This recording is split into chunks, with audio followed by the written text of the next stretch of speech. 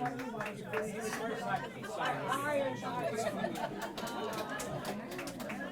going to be here for standardization. I'm going to Sorry again. To leave him to me. Okay. Prestissimo.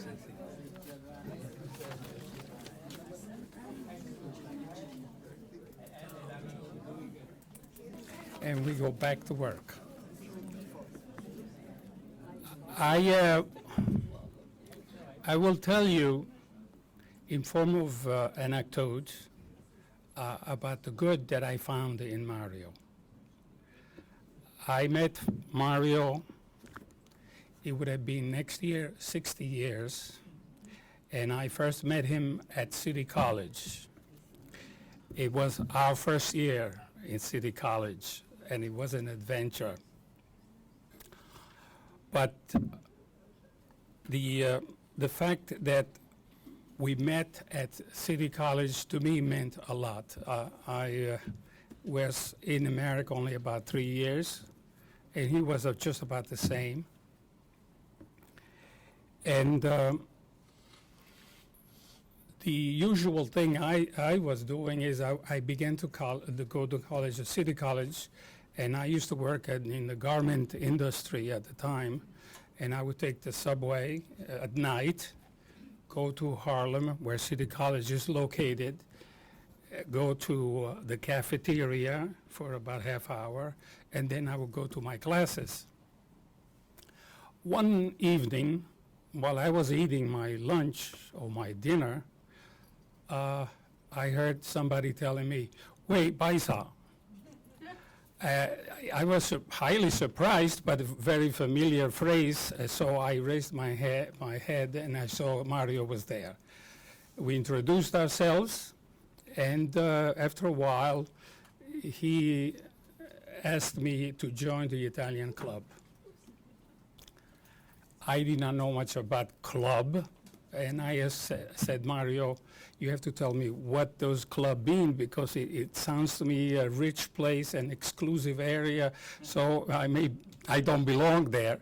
And he said, "Don't worry about it. First of all, this is an academic club where they're mostly Italian students, and also there are girls." So I joined the club. A few weeks later, he came. We met at the entrance of the cafeteria, and we start talking because he was going out and I was going in. We start talking, and after a while, he stopped and he said, "There's a beautiful girl who wants to talk to you." I did not know anybody there, so I thought I had misunderstood him. Well, he repeated the same thing. "There's a beautiful girl who wants to talk to you." I said, "Mario, what are you saying?" I looked around because I had seen he looked in the back of me. I said, "There's nobody here." Well, there was a girl. There was a beautiful girl, and that beautiful girl was Carolyn Guinan. Carolyn Guinan was an Irish-American girl that I had met at the night school, high school. But after a while, we stopped because I was going to college. But anyway, that evening, casually, Mario introduced us, or reintroduced us, and we remained a couple ever since. Today, we have 4 kids and 6 grandchildren. So thanks to him, we are there today. It may have been differently, you know. Then the next semester, he came to me again at the cafeteria. He came to me and he said, "Listen, I am thinking of running for president of the Italian club again, but I would like you to become vice president." I said, "Mario, I don't know what to say. Nobody knows me. You're not going to get any vote from this." And he says, "Don't worry about it. You just stand next to me. I'll do all the talking." And in fact, that's what I did. I just stood by him, and after a week, I became vice president of the Italian club without saying a word.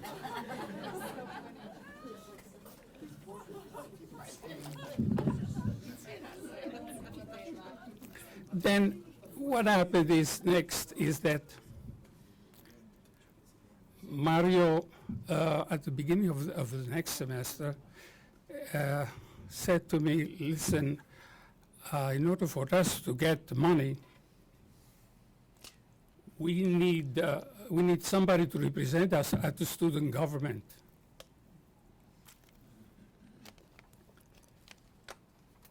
And I told him, said Mario, I wish I could help you, but you know, I don't speak the English language that very much. I'm just struggling. And besides, you want me to become a politician now? He said, you don't need to do a lot. You simply need to raise your hand like this. Can you raise your hand like this? I said, yes, but, and he stopped me and he said, well, that's all what you need to do. To be a politician, you just go into the chamber and you sit down and listen. And when it comes to vote, if you agree, you raise your right hand. And if you disagree, you also raise your right hand. So I did become representative to the student government at City College. Little did I know, well, when I went there, obviously I just stood quietly, not until I got the courage to say something, but I always raised your hand and up and down, and it was good. Little did I know that after 2 years later, I actually ran for president of the student government. Of course, Mario had a lot to do into this. But nonetheless, these were the years where the Vietnam War was on, and we had many protests, so I had to participate in some of them. But anyway, I was more successful than I had ever thought. People in the beginning were criticizing, why you mean this, or why you? And I didn't even know how to address the people. Instead of saying, let's vote or vote for something, they would say, why are you this? You have to be neutral. Anyway, so I became president, and I think it was very successful. And Mario had, I don't want to go into it, but it was very helpful on that. Then it came another day when I received a call, an invitation to go to Paolo Palumbo, Professor Paolo Palumbo, who represented the office of Governor Pataki. And over there, I met Mario Mignone, and Professor Luigi Troiani was there too. And after a few meetings, I was instructed to write the Constitution. Not that I'm a lawyer or a constitutionalist, but I did write a Constitution. And after a couple of meetings, Mario was elected with total votes. He really became the president of that association, which was called the Association of Italian American Educators. This American educators took Italian American students, 15, 20, every year to study abroad in Italy, in Rome. And Professor Luigi Troiani was the professor most of the time. And we had a very great experience on that. Today, by the way, the vice president of that association was Bob Viscusi, and I became the treasurer. And Mario, by acclamation, had been the president. About 2 months later, he called me up and said, Vito, listen, I know you know that there is a conflict here of interest, and also I cannot physically do. I already take about 50 students or more to Rome. I cannot take care of the AIAE and their students. Why don't you run the association? So I said, do you think I can do it? He says, of course you can. So I told him, called for a meeting, and he did call a meeting, and I was then elected president of Association of Italian American Educators. Now, I could go more and tell more because the 60 years are long years, but I think I will stop here with the anecdotes. Now, I learned a lot from Mario, but I don't really know, or it is difficult for me to say what did I do for Mario. I hope it was, in a sense, helpful to him. I can only remember a few things. For example, in the graduate school at Rutgers University, which he insisted that I should apply there, and I did apply. I was accepted. And after a while, I think the first year or the second year, I decided to organize a literary magazine called La Fusta. And I invited Mario to write the first article. He did not write the first article. He wrote an interview that he had with the Italian-American playwright Mario Fratti. Anyway, the magazine La Fusta, it's still available today. It's being published today. It was set up in such a way that it's self-sufficient and self-existing, so it published still today, and I'm glad about that. But that's about it I did. For Mario, I don't know.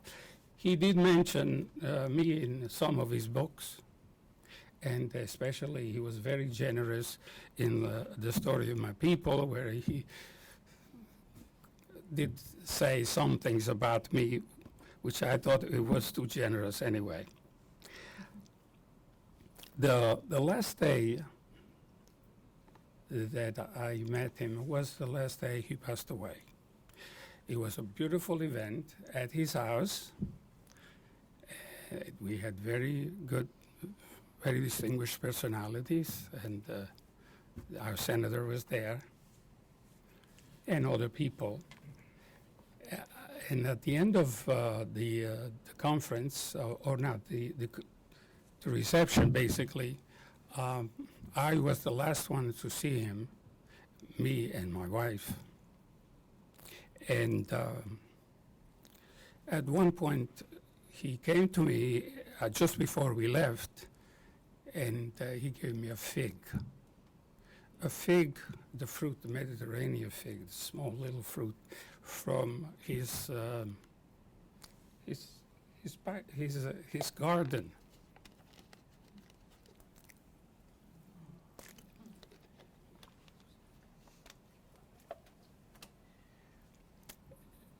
And he said, "This is from me to you." And I said, "I'm going to eat it right now." And I ate it. But in addition to that, he also gave me a book, the book of the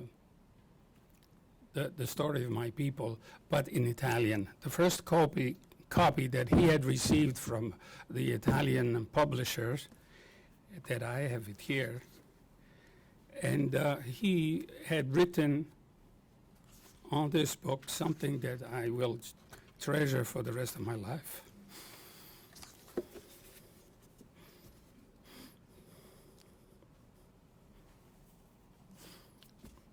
He said, "Al carissimo Vito, uno dei più importanti protagonisti di questa storia, con affettuosissima amicizia e gratitudine." Well, I translate this into saying that, to my dearest Vito, one of the most important heroes of my story, with very affectionate friendship and gratitude. Thank you.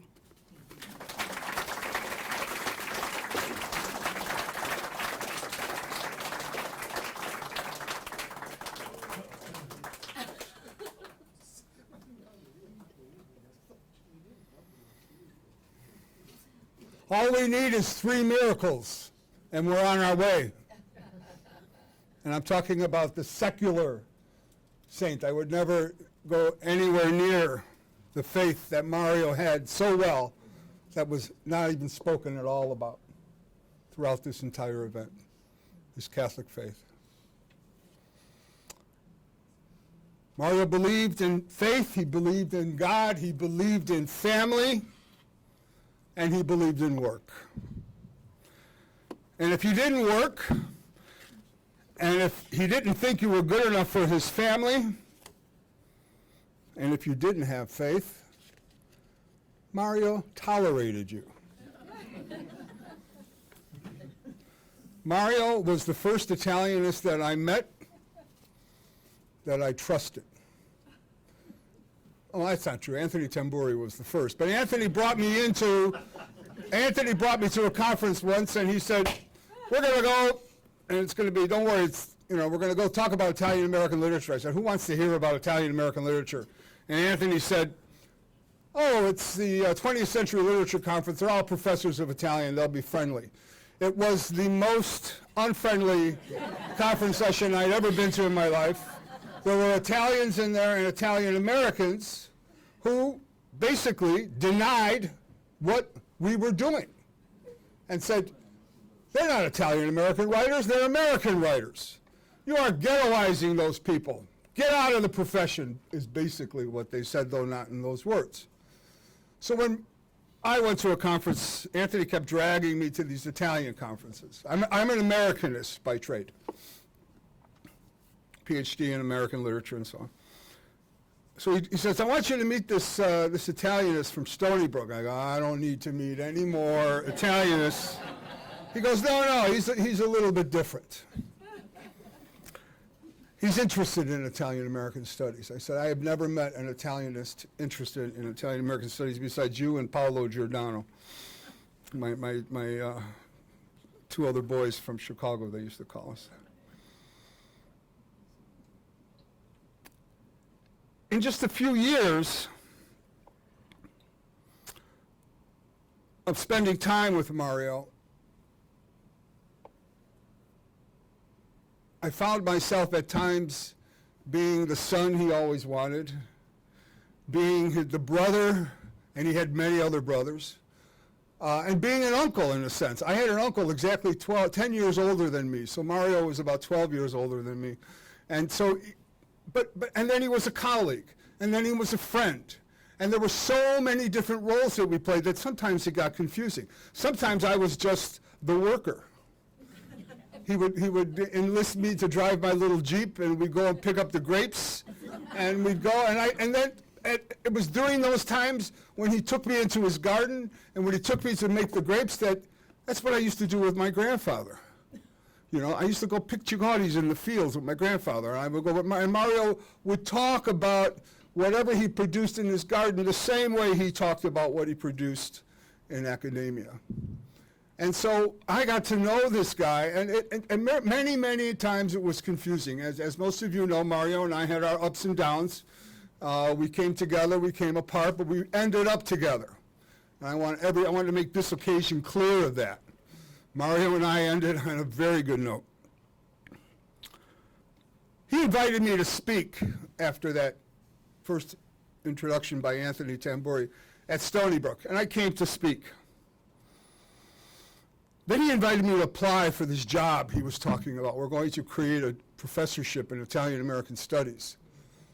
And when it came down to it, I gave him a list of 5 people because I wasn't going to leave Chicago. Whether you know this or not about me, I am the oldest son of an Italian mother who was widowed when I was 10. So I took care of my mother all those years. We're talking about, I was 45 when I got the interest from Mario. And I said, Mario, here's 5 people you should consider, because I'm not going to move away from Chicago. He didn't give up. He called me and he said, I want you to apply. And I thought, oh, maybe I'll apply for the job and see what happens. And maybe I'll get a raise at the job where I'm at. Maybe I'll play one against the other, I didn't say a word to my mother. I didn't say a word to her about coming out here to apply for a job. And when I finished the application and I came here to speak, and I went back and I had a good sense that, you know, if they offer me the job and if it's better than what I have, I got to take it. I didn't realize that in taking that job, I was going to be an orphan of such.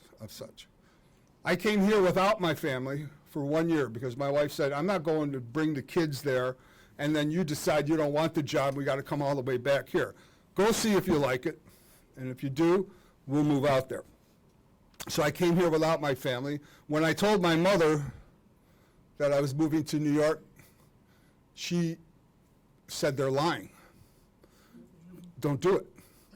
And then when that didn't work, she told my grandson, my son, her grandson, your nana's gonna get sick and you guys are gonna have to move home. She was that certain that this was not the right thing for me to do. But I knew in my heart, because I had this dream of doing Italian American studies, of dedicating my life to Italian American studies. And I knew that Mario saw that in me, and he brought it out, and he gave me the opportunity. He didn't do anything for me in the sense that, you know, but he gave me the opportunity to put up or shut up, is basically the way I see it. When you see someone who shares ideas, that's when your dreams can come true.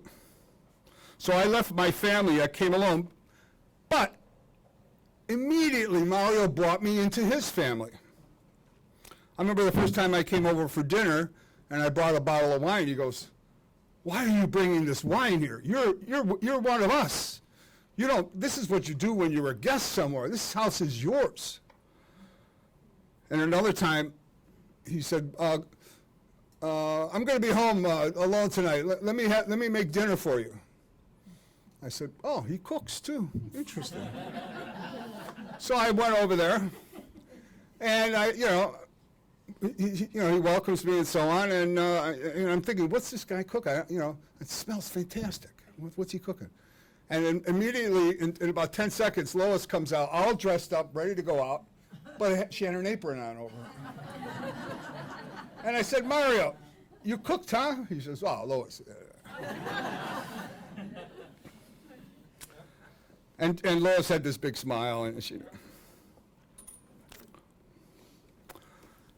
Now, a boy who grows up without a father, as I did, you search for a father in every single man you come across and so on. And, sometimes I would try to find it in Mario. Sometimes I would see it. Sometimes I would not.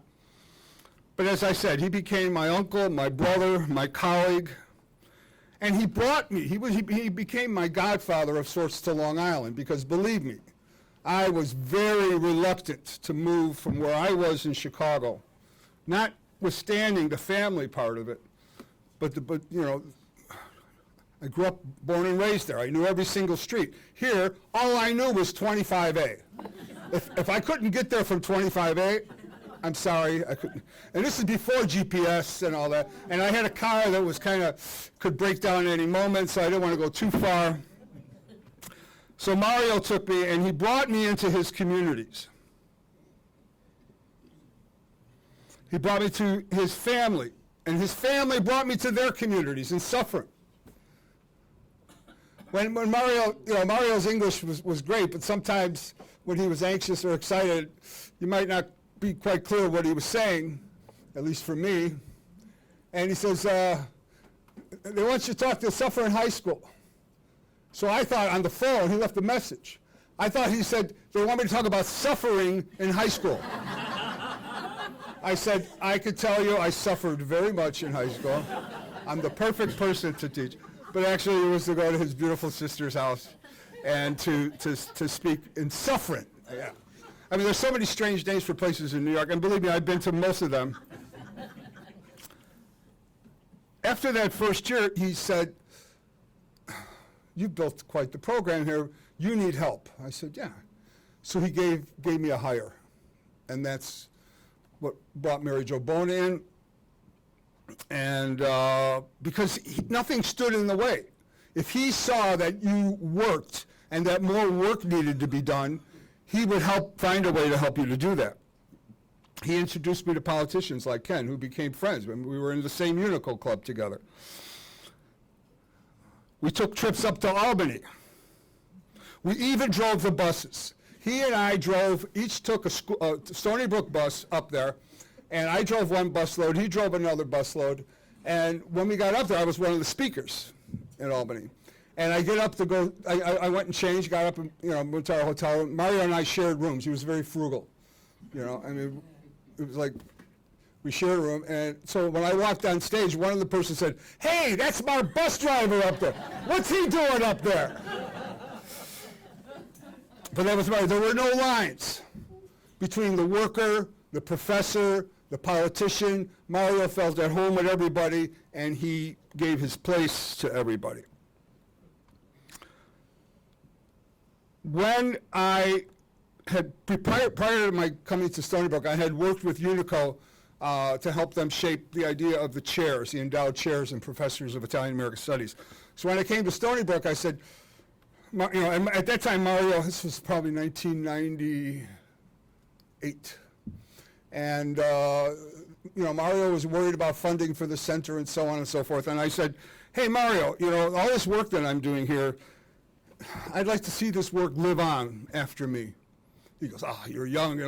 I said, "No, I'm going to do this work here, but I want it to stay here." He goes, "Well, what do you have in mind?" I said, "Well, I've been working with Unico in different places, at John Carroll University in Cleveland. What about an endowed professorship?" He goes, How much is that?" He says, I said, "I don't know, $1 million, $1.5 million. He goes, He says, "No, we can't do that. We can't do that." And then all of a sudden, you know how Mario will get that little twinkle in his eye. And bingo, we went to work. I brought Unico in, and we created the chair, which now Loredana has the chair.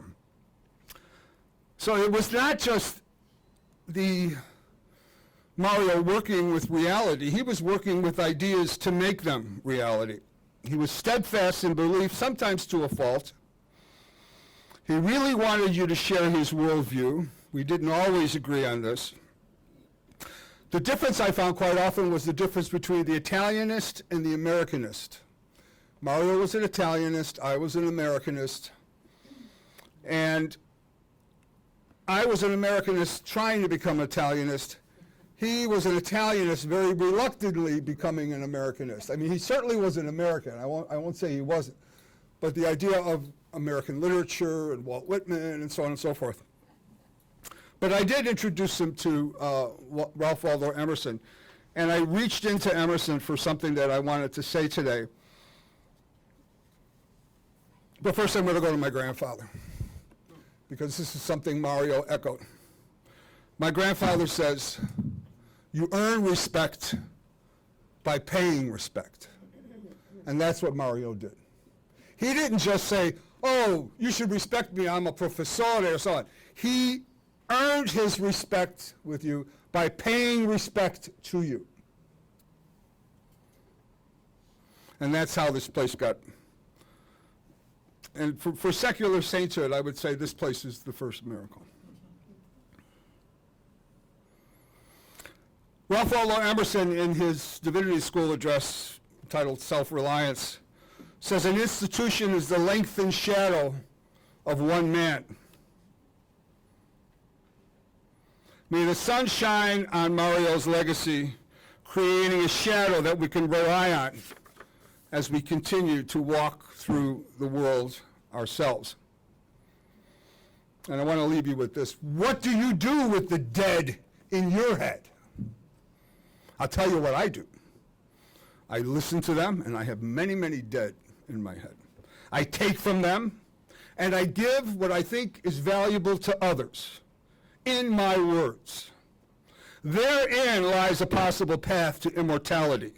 For while the man may no longer be with us, his words, becoming our words, becoming the words we use with others, and we pass them along, gives us hope of good things continuing on and on and on. And I'm going to leave that ellipsis as my end. Thank you.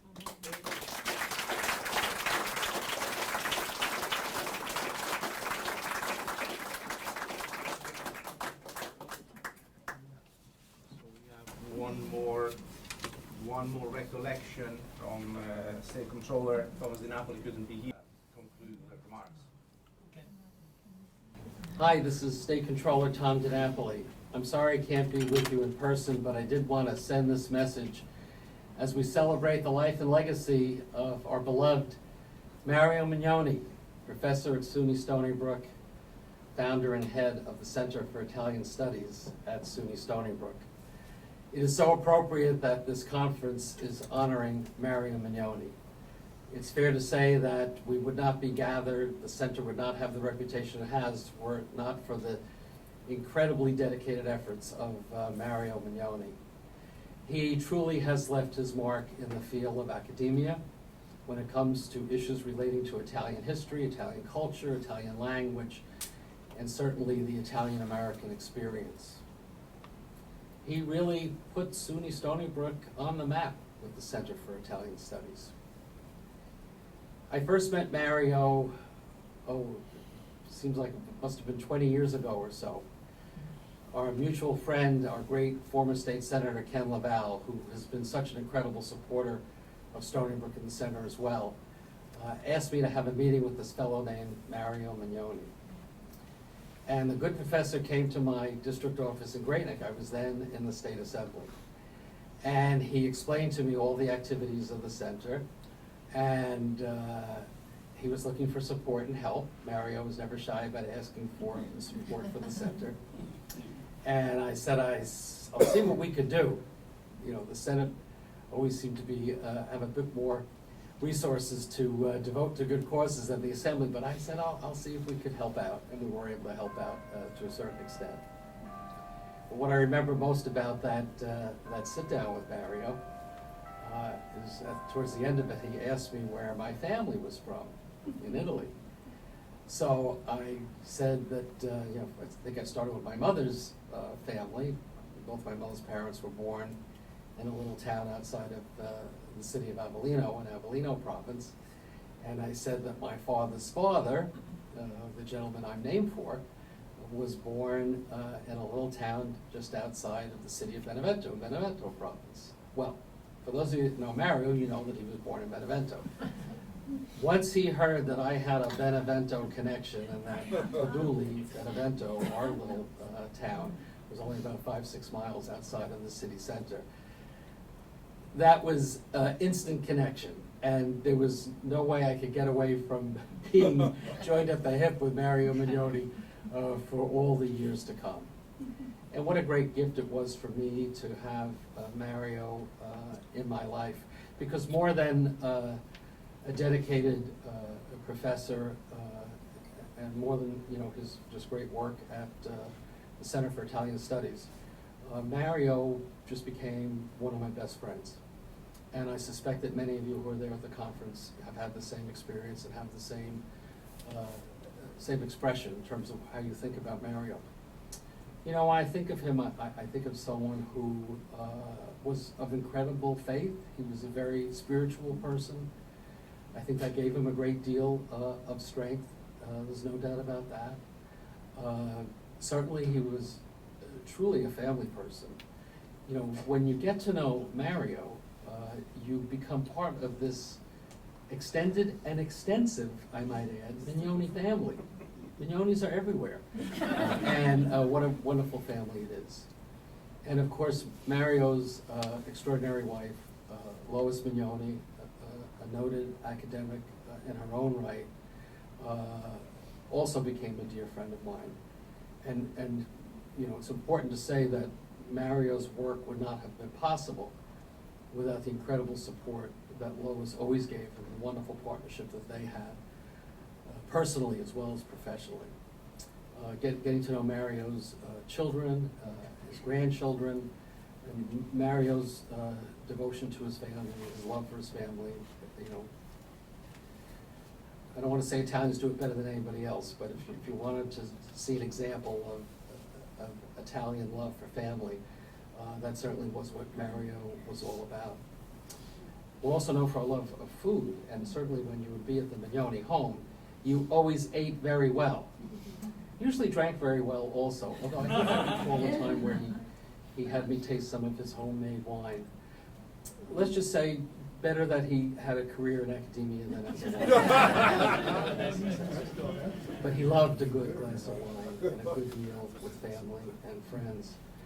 And, you know, I have to say his achievement in informing the larger community, certainly on Long Island, but I would say, you know, beyond as well, about all things Italian, really fulfilled the mission of the Center for Italian Studies. But I also want to observe that on a very personal level, he made me a more understanding Italian American. You know, we get most of our sense of our history and our family traditions from our family, right? From our parents and our grandparents. And I had the privilege to know two of my immigrant grandparents, an immigrant great-grandparent as well. But there was a lot about the Italian experience that I learned from Mario Mignone. He filled in some of the blank spaces that were there for me. And I had the incredible experience traveling with Senator Laval, with Mario, to go to Italy and to really see firsthand his love for the country. We know, you know, his summer program with the students was always a highlight, not only for the students, but for Mario every year. And I got to meet many of his friends over there in Italy. Certainly a very special friendship with Marcello Saia, and our efforts to support Marcello's great work studying Italian migration and helping him to found the Museum on Migration in Salina, in Sicily. I mean, these were, in many ways, transformative experiences for me, all because Mario was the ambassador, you know, the gateway to learning more about my history, my culture, and I know he did this for so many other people. You know, the Center for Italian Studies still has so much important work to do. And when I think of Mario's efforts, Joe Fusco's efforts, Rick Nasty, always a great supporter of the center, all the people that have been involved with the center, the work has been important and impactful, but it needs to continue. And I think that's probably the punctuation point to what this conference is all about. We all need to rededicate ourselves to keep the Center for Italian Studies at SUNY Stony Brook to be going strong. I think we owe that to Mario Mignone. His legacy, his life, must continue to inspire us and must continue to encourage us to be supportive of the mission of the Center for Italian Studies at SUNY Stony Brook. For all that he gave us, we need to give back. Let's keep the Center for Italian Studies going strong in Mario's memory, in his honor, certainly in his name. Mario Mignone, we will never forget you. This conference is just a small way for us to send the message out there to all that Mario Mignone is forever in our minds and in our hearts. And the work of the Center for Italian Studies at SUNY Stony Brook will continue. Mario, we're always going to be there carrying on the great tradition that you started out there at Stony Brook.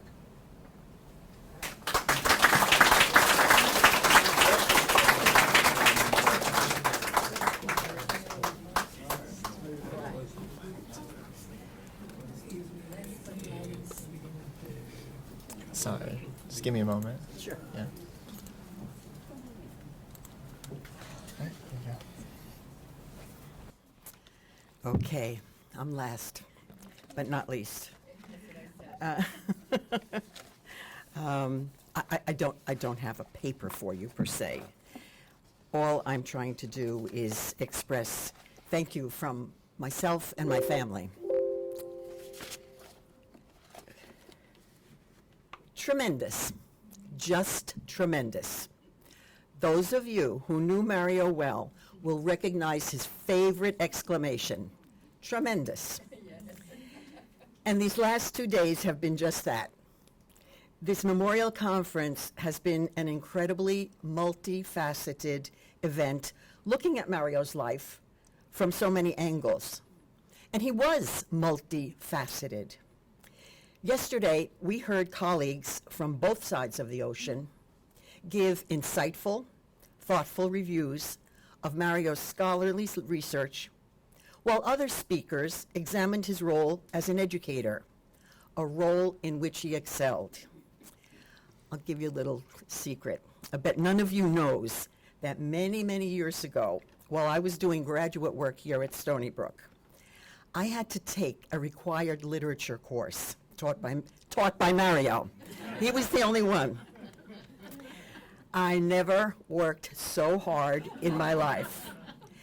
Also because I didn't want to look like a fool in the class. But I experienced firsthand his talents as an educator. Students loved his classes, and I understand why. And I might add that most of his classes were taught way before the hard technology took over. I have always said, as an educator, that teaching is a career, a noble one at that. Mario was an active member of AATI, the American Association of Teachers of Italian, local and national. He was president of the local chapter. And nationally, he received their prestigious service award. So, my first thank you goes to all of the speakers. Thank you for coming, and thank you for being so wonderful in remembering Mario. Mario was also deeply involved with the community, especially the Italian-American community. Through the years, he was honored by a number of groups and was affiliated with UNICO and the Sons and Daughters of Italy in America. And I thank those of you, community and organizational members, who came this weekend to participate and give your continuing support to the center. Another of Mario's professional life that is mostly unknown, I don't think anyone talked about it, was his time and his experience on the College Council of SUNY Old Westbury, an appointment from then New York Governor Pataki, and later on renewed by then Governor Cuomo. The reason I even bring this up is because just last week, I was personally saddened by news of the death of the Reverend Dr. Calvin Butts, well-known pastor of the Harlem Abyssinian Church. But he was also president of Old Westbury for 20 years. Mario and I had a lovely, lovely friendship with Dr. Butts. And when Mario passed away, Mario was then president of the council and actually was chair of the search committee to appoint a new president. The Center for Italian Studies would certainly not be in existence if it were not for Mario's vision, foresight, and tremendous effort, resulting in almost 40 years of serving the campus and community with far-reaching effects. But this was not achieved by Mario alone. A very special thank you to Mario's right-hand person in the center, the one who executed and made the things happen, Josephine Fusco, AKA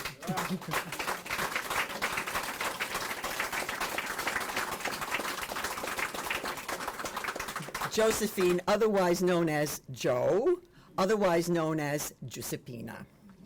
So well known to us all, she has worked tirelessly to carry out the center's mission and have Mario's back. And she is instrumental in organizing many of the programs, such as the Community Language Program for adults and children, and of course, the now famous and favorite event, the Italian Car Show. Ironically and sadly, Mario once said to me, "When Joe leaves, so do I."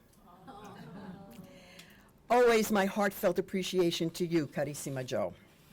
I also would like to mention another superstar, our former Secretary, Donna Severino, who worked in tandem with Joe for so many years and with whom everyone dealt, especially at conference times. And many of our participants know Donna. When Mario passed so suddenly, we were stunned. Now what do we do? I'm deeply and personally grateful to Giuseppe Gazzola for taking on the enormous role of interim director of the center. To exacerbate the situation even more, we had a pandemic and a lockdown, at least in New York State. Giuseppe managed to keep things afloat with wonderful online, virtual programs, which sustained so many of our members. Giuseppe, a heartfelt thank you to you.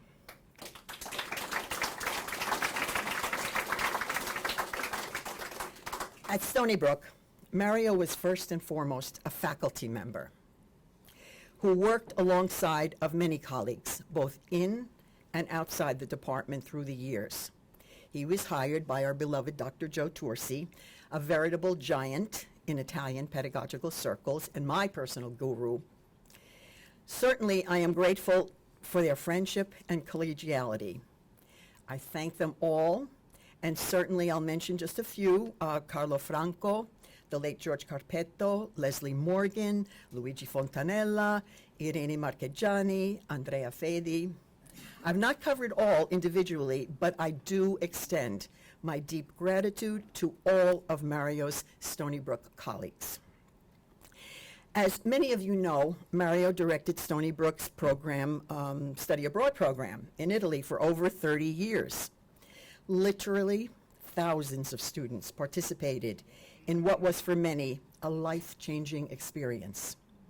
Along with Stony Brook faculty, Giuseppe Cazzola and Luigi Fontanella, Mario worked with faculty from other schools in a joint effort, and I'd like to acknowledge Carlo Sclafani, and I saw Frank Maddalena here, and Mario's dear, dear friend, Dr. Giuseppe Battista, and Matilda Fava for their valuable contributions to making the study abroad program the stellar success that it was. And a special shout out to the wonderful staff in the Office of International Programs who cooperated so well with the Italian programs. And a lovely, loving memory of Mario's very, very dear friend, the late Bill Ahrens, who was the former dean of international programs. They had their share of, episodes, escapades together in Italy. This brings me to the new guard of the center. And I sincerely thank Matteo, our new director, and Loredana, the D'Amato chairperson, who will take the torch and move forward. I certainly include here Alicia, our new administrative assistant, who has certainly had her professional baptism through fire, working nonstop to help organize this wonderful conference. I thank all of them for their efforts on behalf of this enormous event, and I wish them much success and Godspeed in carrying out on their own the mission of the center. Mario's chapters are certainly written, and they will remain and not be forgotten. Mario was deeply and fiercely loyal to family and friends. I want to give my loving appreciation to all of our dear friends here who came today to honor Mario. You know who you are, and I am deeply grateful for your being an integral part of our lives. As you all know by now, Mario was from a large family, 8 siblings. I'd like to acknowledge and thank those brothers and sisters who came out from Westchester County for this conference. Mario's older brother, Dr. Giuseppe Enrico Mignone, predeceased him. But our sister-in-law Sheila is here. Mario's sister, Dr. Matilda Fava, also passed away about 1.5 years ago. Mario's sister Maria is here with her husband, Dr. Rocco Pallone. Baby sister Agnese is here with her husband, Michael Amato. Brother, Dr. Nino Mignone, is here with his wife, Dr. Madeline Mignone. And finally, baby brother, Dr. Domenico Mignone, is here. There are also numerous nieces and nephews, great nieces and nephews, all of whom Mario was enormously proud and in whom he had much hope for the future. I instead came from a much smaller family with one sister, my sister Maria, who had the accident and is over at the hospital right now. Mario was especially close to Maria and her husband Ludovico, who incredibly passed away literally hours after Mario died. Now I save the best for last. Mario, perhaps even more than I, was the one to encourage, to support, to press his 3 daughters, whom he referred to as gold, to be educated, to be independent, to embrace family and faith. And all 3 of them have graduate degrees, wonderful careers, while raising our grandchildren, the 8 jewels of the Mignone crown. They're all here. Pamela lives in California with her husband, Daniel Salzman, and they are parents of Emma and Anna, already college graduates. and Andrew, a first-year university student. Christina, our local Stony Brook gal, lives with her husband, Philip Armato, and their 2 children, Nicholas and Isabella, who are also here. Our youngest, Elizabeth, is here with her husband, Ante, and her children, Luke, Grace, and Ella, and they are all here. All the kids walking around are ours. I thank them all for their loving devotion to our family, and especially to their beloved father. I know I must have omitted someone or something, so I want to extend a huge personal thank you from my family and me to every single one of you here, and to those dear ones unable to be here in person. Let me end on the same note and with the same thought that I expressed at my retirement dinner years ago. As I explained to them, one time during the summer, I was watching the Olympics. I was alone. I was watching the Olympics. I was in bed, and the swimmer, Michael Phelps, who had won a gazillion medals, was retiring at age 22. And they were asking him, but aren't you going to regret this? Aren't you going to regret this? And he gave a quote from Dr. Seuss, the American children's author, that I was so touched by it that I sat up in bed, grabbed a pen and paper, I wrote it down, and it still is in my night table. And it says, "Don't cry because it's over. Smile because it happened." Thank you.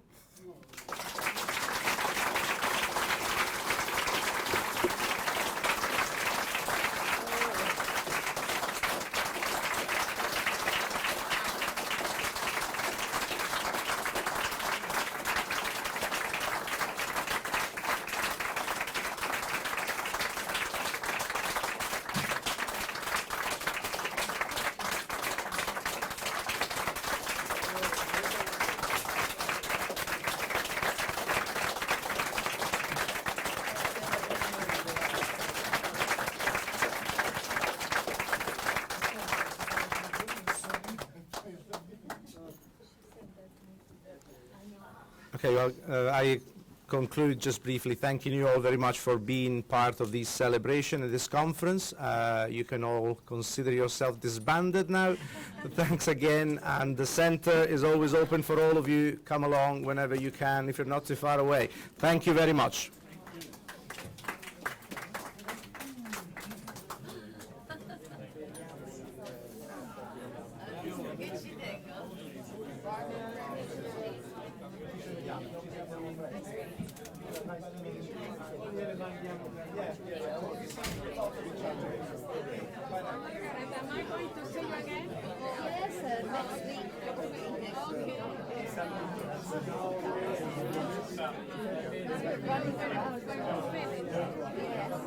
It was nice to meet your husband. It was nice to meet your husband. Yes.